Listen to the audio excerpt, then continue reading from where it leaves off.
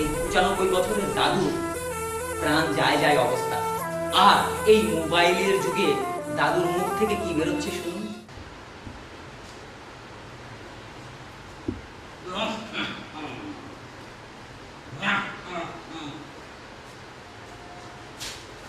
দাদু দাদু দাদু কি হলো দাদু? দাদু দাদু ডাক্তার আসুন আসুন আসুন। রোগী কোথায়? এই যে এই যে এই যে আমার দাদু। এইখানে রোগী রাখছেন কেন? বাড়িতে কেউ ছিল না তাই। কোনো কথা হইলো? দেখি দাঁড়া। খুবটা কিছু বুঝা দেখছেন নাকি আপনার পেটের সাথে মিলাই দেখি? আপনি তো তাজা মানুষ কেন মরা মানুষ?